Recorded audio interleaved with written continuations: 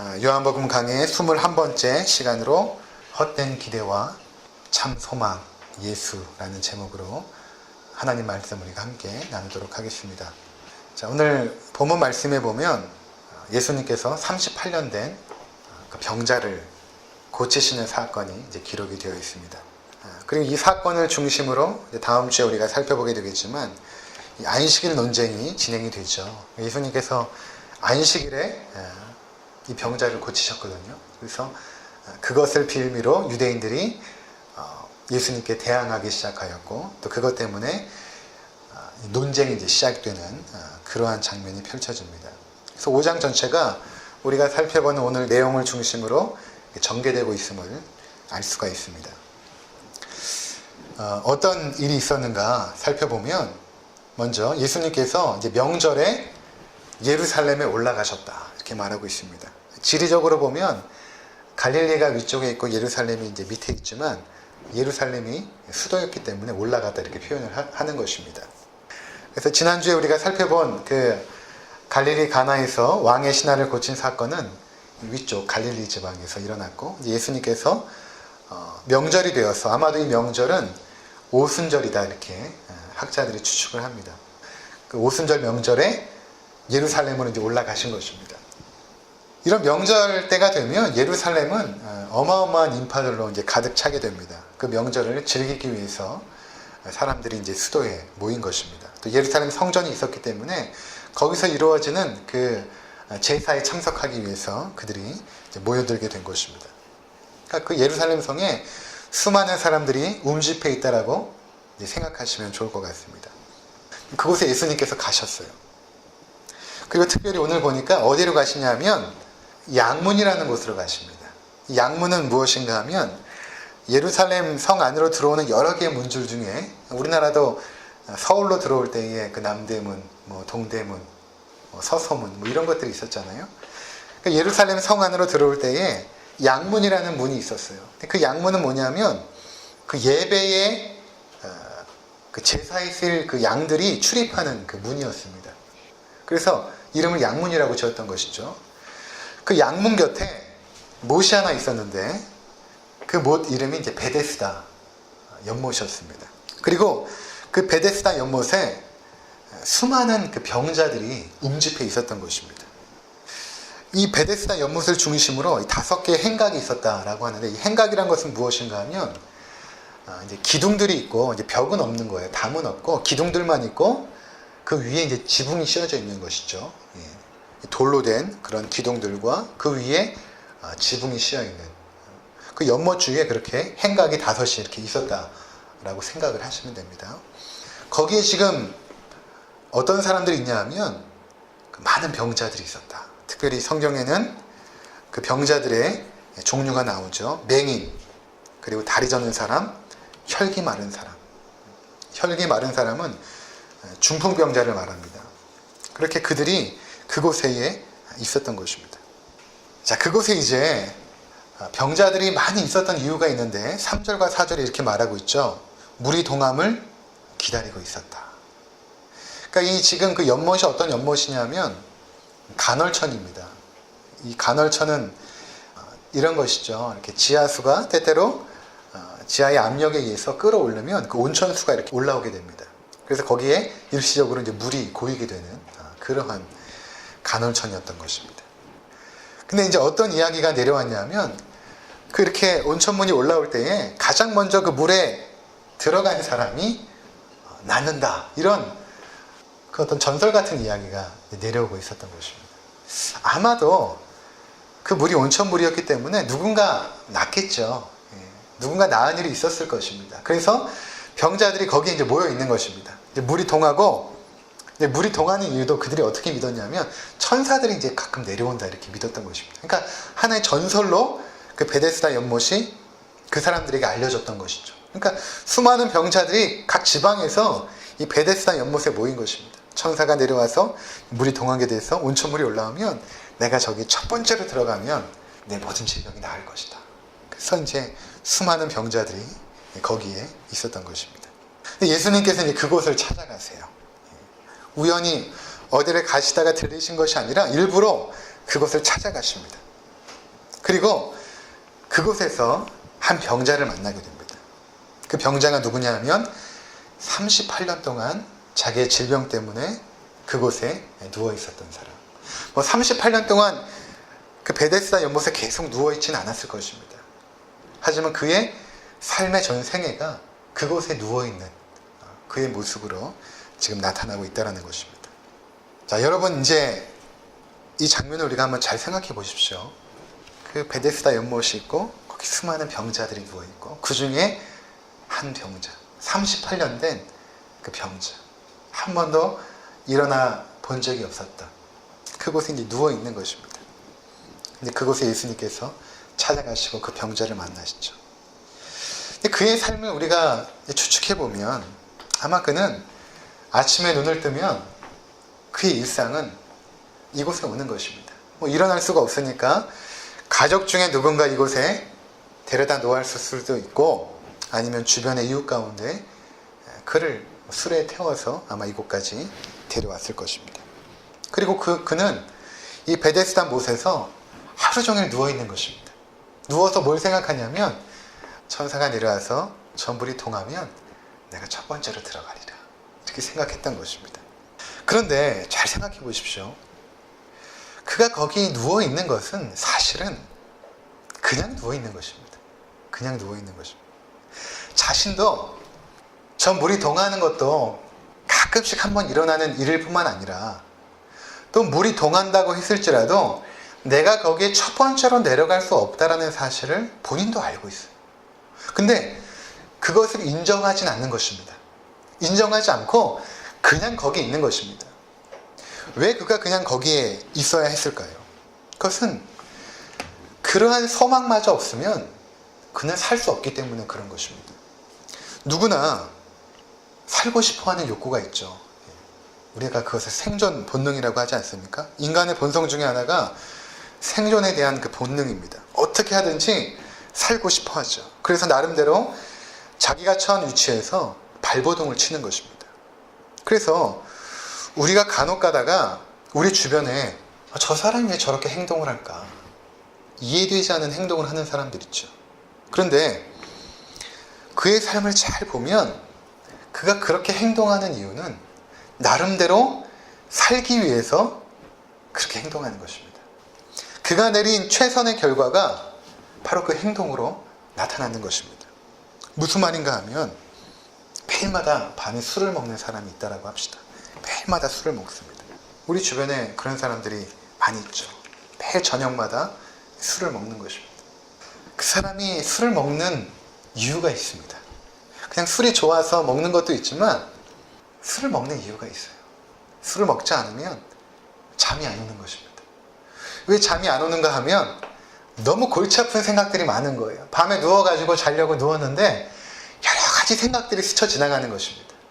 미래에 대한 두려움도 있고 또 막연한 염려들도 막 엄습해오고 또 과거의 나의 삶을 돌이켜보건대 너무 후회되는 것도 많고 그런 복잡하고 여러 가지 생각 때문에 잠을 이룰 수가 없는 거예요.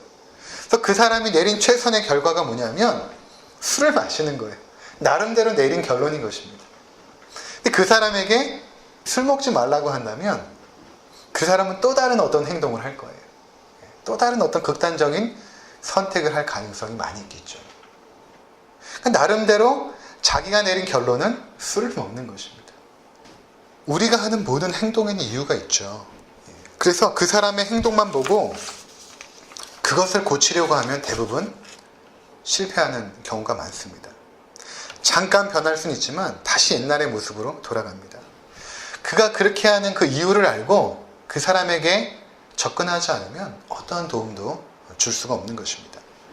여기 38년 동안 꼼짝없이 병상에 누워있는 사람을 생각해 보십시오. 그에게 솔직히 말해서는 아무런 소망이 없습니다. 현실적으로 볼 때는 아무런 소망이 없습니다. 그냥 그렇게 살아야 되는 것입니다. 자신의 그 현재의 상태를 인정하고 내가 일어날 수 없다라는 그 상태를 인정하고 그것을 받아들이고 살아가면 오히려 그의 삶이 더 나을 수도 있습니다. 그런데 그는 낫고 싶어하는 마음이 있었습니다. 그리고 자신이 일어날 수 없다라고 생각을 하면 그는 어쩌면 자신의 삶을 포기할 수도 있습니다. 그래서 그가 나름대로 내린 결론이 뭐냐면 그냥 거기 가는 거예요. 베데스다 연못에 누군가의 도움으로 가는 것입니다. 그래서 거기서 그냥 막연히 기다리는 것입니다. 막연히 기다리는 거예요. 그 헛된 소망을 붙잡고 천사가 내려오지도 않을 뿐더러 가끔 물이 동할지 모르지만 그 물이 동해도 자신은 내려갈 수가 없어요. 그럼에도 그곳에 앉아 있는 것입니다. 그렇지 않으면 살 수 없기 때문에 그냥 그 막연한 소망이라도 그는 붙잡고 있는 것입니다. 여러분, 이렇게 38년 된 병자의 모습을 우리가 가만히 지켜다 보면 그게 우리의 모습입니다. 그게 우리 인류가 처한 우리 인류의 모습이고 우리 죄인들의 모습이에요. 이 땅에 악과 고난이 가득 차 있죠. 그렇죠? 전쟁과 테러, 그리고 각종 범죄들, 질병과 가난과 굶주림, 이런 것이 없었던 적이 없습니다. 그리고 그동안 인류는 이러한 악과 고난에서 벗어나기 위해서 끊임없이 노력해왔죠. 과학을 발전시키고 교육의 질을 높여서 인격을 함양시키고 의술을 개발하여서 질병의 고통으로부터 벗어나게 하고 또 복지정책을 잘 펴서 가난과 굶주림의 문제를 해결하고자 노력해왔습니다. 그런데 그 결과 과연 이 세상이 정말 살기 좋은 세상이 되었는가? 아니면 더 악하고 위험한 세상이 되었는가? 여러분 생각해 보시기 바랍니다. 어떻게 최고의 교육과 최고의 문명이 발전된 이 시대에 정말 이해할 수 없고 입에 담기조차 힘든 끔찍한 범죄들이 계속해서 일어나고 있는 것입니다. 멀리 갈 필요도 없이 우리 자신을 보시기 바랍니다.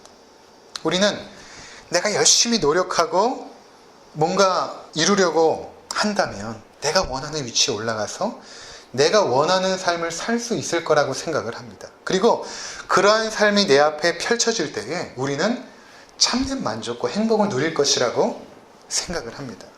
과연 그럴까요? 그렇지 않죠. 내가 정말 바라고 소망하는 그 위치에 내가 오르고 내가 원하는 것을 다 얻었다 할지라도 그 자리에 막상 서보면 우리 가운데 생기는 그 마음은 어떤 것이냐면 허탈함과 공허함입니다. 왜 그럴까요? 헛된 소망을 붙잡았기 때문입니다. 헛된 소망을. 이 38년 된 병자처럼 그 자기의 고통 속에서 그 막연한 헛된 소망을 지금 붙잡고 있는 것입니다. 그리고 그 소망마저 없으면 자기는 이 땅에 살아가기가 힘드니까. 근데 그것이 소망이라고 생각을 하는 거예요. 그리고 거기 있는 병자들이 많지 않습니까? 우리도 마찬가지죠. 그 많은 사람들이 생각하는 그 막연한 헛된 소망도 소망이라고 우리가 붙잡고 있는 거예요. 그 세상 사람들이 추구하는 그 헛된 소망, 그것을 우리도 붙잡고 있는 거예요. 간혹 가다가 성도들하고 대화해보면 제가 너무 안타까울 때가 있는데 뭐냐면 그리스도인이 되는데도 여전히 그 세상 사람들이 붙잡고 있는 그 헛된 소망을 붙잡고 있어요. 그리스도인이 됐는데도. 인류는 끊임없이 노력해왔습니다. 근데 세상은 더 악하고 더 위험한 곳이 되었습니다. 내가 원하는 삶을 이루기 위해서 끊임없이 노력하고 달려가지만 그럴수록 더 허탈해집니다. 그런데 그럼에도 불구하고 우리는 계속 이렇게 살아갑니다. 왜냐하면 현실을 우리가 정확하게 인정하면, 현실을 정확하게 보면 여러분 소망이 없어요. 현실을 정확하게 보면. 그 현실이 무엇인가 하면 우리가 아무리 힘쓰고 노력하고 애쓴다고 해도 우리가 원하는 삶을 살 수 없다는 것입니다. 여러분, 우리 앞에 죽음이 놓여져 있죠. 여러분이 죽음을 노력한다고 피해갈 수 있습니까? 그 죽음이 늘 우리와 함께 있습니다. 먼 미래가 아니라 늘 우리 곁에 있어요, 죽음이. 효철 형제가 올해 아버지가 갑자기 돌아가신 그 일을 겪으면서 그런 생각들을 많이 했을 거예요. 어떻게 이렇게 허망하게 한 사람의 인생이 끝나버리는가. 근데 그것이 효철 형제 아버지의 일뿐만 아니라 우리에게 언제 그런 허망한 삶이 찾아올지 아무도 알지 못합니다. 우리 곁에 있어요, 죽음이. 그게 현실이라는 것입니다. 또 하나의 현실이 무엇입니까? 그 늘 죽음과 함께 동행하는 나에게 죄가 있다라는 거예요. 죄가 있다라는 것입니다. 나의 과거의 삶을 돌이켜보면 그동안 추하고 더러운 죄들이 겹겹이 쌓여 있습니다. 그 죽음 앞에 서 있는 내 모습이 너무나 가능성이 없는 거예요. 앞으로 나에게 인생이 더 주어진다고 할지라도 마찬가지입니다. 그 남은 인생 동안 우리가 살아가면서 해야 될 일들, 대부분의 일들은 죄 짓는 일이에요. 그것이 우리의 현실입니다. 근데 문제는 죽고 끝나는 것이 아니라 죽음 이후에 심판이 있다는 것입니다. 그것이 또 현실이에요. 그러니까 이러한 정확한 현실 앞에서 우리가 좀 더 냉정해진다면 소망이 없죠. 우리 인류는 소망이 없어요. 그래서 그들이 그냥 거짓된 소망, 돈과 명예와 쾌락, 권력 이런 것들을 잡으면 뭔가 행복해질 것이라고 막연하게 소망하면서 살아가는 것입니다. 이 38년 된 병자처럼 이루어지지 않는 그 막연한 소망. 그게 없으면 죽을 수 있으니까. 그러니까 대부분의 정말 현명한 사람들은, 그 현실을 바라봤던 사람들은 어떤 사람 중에는 자살하는 경우가 많이 있죠. 자기가 원하는 위치까지 갔어요. 그리고 자기가 소유하고 싶은 모든 것들을 얻었어요. 근데 너무 허탈한 거예요. 아, 이게 현실이구나. 그러면 내가 앞으로 걸어갈 길도 마찬가지겠다. 깨닫게 되는 것이죠. 그리고 자기의 삶을 내어 던져버리는 것입니다. 이제 휴가철도 이제 거의 끝나가지 않습니까? 근데 만약 누군가 우리에게 내가 마음껏 돈을 대줄 테니까 당신이 하고 싶은 거 한번 다 해보십시오 라고 해본다고 해보십시오. 내가 돈을 다 대줄 테니까 여행 가고 싶은 데 가시고 거기서 하고 싶은 것들 마음껏 한번 해보시고 살아보십시오 라고 가정해 봅시다. 여러분 어떨 것 같습니까? 제가 작년에 3개월 뉴질랜드를 여행을 했는데 2주 딱 하니까요 지치더라고요. 2주만 놀아봐도 재미없습니다. 하나도 재미없어요. 우리 생각에는 야, 마음껏 여행하면 재미있을 것 같다. 2주만 딱 하면 집에 가고 싶습니다. 재미없어요. 그게 우리 인생인 것입니다. 내가 모든 것을 다 얻고 하고 싶은 것 다 해도 허탈해요. 허망합니다. 그 사람이 갈 수 있는 곳이 아무것도 없어요. 내가 그렇게 가고자 했던 그곳에 올라갔는데 아무것도 없어요. 그럼 그 사람이 어디로 가야 됩니까? 그러니까 죽음을 선택하는 거예요. 그런데 대부분의 사람들은 그 허망한 그 소망이 진짜 소망이라고 믿으면서 살아갑니다. 거기 가면 뭔가 있을 거야. 그렇게 살아가는 것입니다. 아무런 소망이 없는 38년 된 병자, 막연한 소망을 가지고 있는 그 병자, 앞으로 더 좋아질 거야, 잘 될 거야 하면서 위로하면서 살아갔죠. 그래서 병자들이 모여 있는 것입니다. 병자들이요, 혼자 있으면 미쳐버려요. 나만 그런 것 같으니까. 그러니까 모여서 사는 거예요, 우리가. 아, 저 사람도 저러네. 그러면서 서로 죄인들끼리, 아무런 소망이 없는 죄인들끼리 막연한 소망 붙잡고 서로 위로하면서 살아가는 것이 바로 우리 인간의 삶인 것입니다. 만약 정말로 물이 동했다라고 해봅시다. 과연 그 중에 누가 못으로 가장 먼저 들어가겠습니까? 그들은 볼 수도 없고 걸을 수도 없고 누구의 도움이 아니면 갈 수 없는 존재들. 그게 우리 죄인의 모습이라는 것입니다. 우린 도움이 필요해요. 근데 우리는 도움이 필요한데 다 병자예요. 소경이 소경을 데리고 갈 수가 없죠. 절름발이가 소경을 데리고 갈 수가 없는 것입니다. 중풍병자가 절름발이를 데리고 갈 수가 없어요. 우리 안에 구원이 없다라는 것입니다. 우리 인간 사회에서 뭔가 행복을 기대하고 소망하는 것이 불가능하다라는 것입니다. 그것을 지금 보여주고 있는 것입니다. 예수님께서 이렇게 물어보십니다. 6절에 보면 내가 낫고자 하느냐? 내가 낫고자 하느냐? 그럼 당연히 그곳에 있는 사람들 낫고 싶어 하지 않겠습니까? 근데 왜 이렇게 물어보셨을까요? 내가 낫고자 하느냐?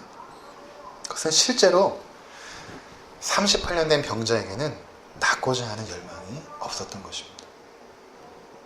그것을 포기한 지 오래된 거예요. 근데 그냥 그곳에 와서 막연한 소망을 붙잡고 살아가는 것이 그냥 그의 삶의 일상이 되어버린 것입니다. 여러분, 우리 인생이 그래요. 내 인생에 아무런 소망이 없다는 것을 우리가 인정하는 것이 죽는 것보다 두렵습니다. 소망이 없으면 살아갈 수가 없거든요. 사람은 희망을 붙잡고 살아가는데 그 희망이 헛되다라고 누군가 정확하게 얘기해주면 더 이상 살아갈 이유가 없죠. 그러니까 그냥 그 소망이라고 생각하는 거예요, 그것을. 그래서 그는 실제로는 낳고 싶은 그 마음이 없는 것입니다. 정말 그가 낳고 싶었다면, 예, 예수님, 저가 낳고 싶습니다. 저를 도와주십시오. 이렇게 말하겠죠. 근데 그가 이렇게 대답을 합니다. 7절에 보면 병자가 대답하되 주여, 물이 움직일 때에 나를 못에 넣어줄 사람이 없어 내가 가는 동안에 다른 사람이 먼저 내려가나이다. 그의 삶의 모습을 보십시오. 내가 낳고 싶습니다 이렇게 말하지 않죠. 그냥 자신을 변호합니다. 자신의 설명이에요. 내가 지금까지 낳지 못한 그 이유를 한참 설명을 합니다. 남의 탓을 하는 거죠. 환경 탓을 하고 사람 탓을 하는 것입니다. 누가 나를 좀 데려가주면 내가 나을 텐데 아무도 나를 데려가는 사람이 없어서 내가 아직까지 이런 비참한 신세로 있습니다.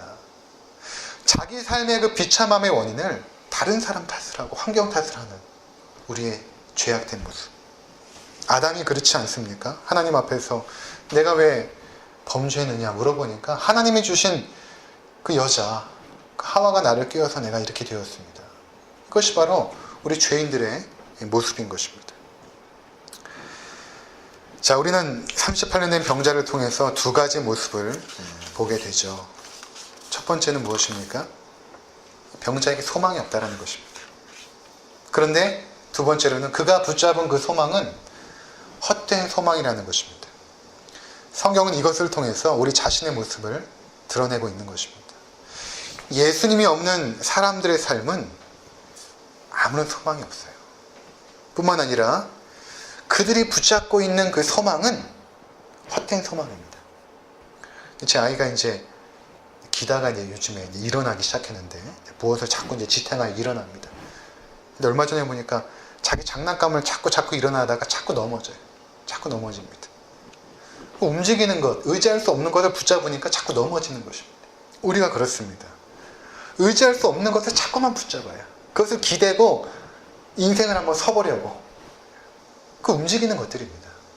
여러분, 돈은요, 있을 때도 있고 없을 때도 있잖아요. 권력이나 명예 같은 것도 그렇지 않습니까? 언제 그 자리에서 추락할지 아무도 알지 못해요. 움직이는 것들입니다. 근데 그것이 나를 지탱하고 나를 붙잡아 줄 것이라고 생각하니까 자꾸 그것을 의지하여 기대어 일어서는 것입니다. 넘어져요. 일어날 수 없습니다. 예수님께서 38년 된 병자를 찾아가셨습니다. 그리고 그에게 말씀하십니다. 8절에 일어나 내 자리를 들고 걸어가라. 9절에 보니까 그 사람이 곧 나아서 자리를 들고 걸어가니라. 그 아무런 소망이 없었던 그 병자에게 예수님이 찾아가시죠. 그리고 그에게 말씀하십니다. 일어나서 내 자리를 들고 걸어가라. 그러니까 병자가 일어났어요. 자리를 들고 걸어갔습니다. 이것은 바로 이 소망 없는 우리의 인생이 예수님의 말씀이 임함으로 말미암아 그 말씀의 권세와 능력으로 비로소 회복이 되어지고 생명이 임한다는 것을 보여주는 것입니다. 이것을 가시적으로 보여준 거예요. 우리에게 소망이 생기고 생명이 생기는 것은 예수님의 말씀이 임할 때 그 말씀이 우리에게 권능과 능력으로 임하게 됩니다. 그러면 그 말씀이 우리를 살려냅니다. 이것을 지금 보여주고 있는 것입니다. 우리가 예수 그리스도를 믿기 전에는 생명이 없었습니다. 요한복음 2장에서처럼 혼인잔치는 있는데 기쁨이 없는 것입니다. 생명이 없는 거예요. 삶은 있는데 그 삶 속에서 기쁨도 없고 만족함도 없고 행복이 없는 것입니다. 그게 무슨 삶이에요? 왜 그렇습니까? 그 문제의 원인이 바로 죄 때문에 그런 것입니다. 우리의 죄 때문에 죽음이 찾아왔고 그 죽음의 증상이 질병 아닙니까? 그리고 그 죽음 앞에 서 있는 인간들이 자신의 삶을 보다 확장시키고 자아를 실현하여서 무언가 의미 있는 삶으로 남고자 했던 것입니다. 근데 허망한 일이죠. 죄의 문제가 해결되지 않은 이상은 우리 인생은 소망이 없습니다. 그래서 여러분 14절을 보시면 이렇게 말씀하십니다. 그 후에 예수께서 이제 병을 다 고치신 것이죠. 그 후에 예수께서 성전에서 그 사람을 만나 이르시되 보라 내가 나았으니 더 심한 것이 생기지 않게 다시는 죄를 범하지 말라. 그러니까 이 38년 된 병자가 자기 어떤 특정한 죄 때문에 병이 생긴 건 아니에요.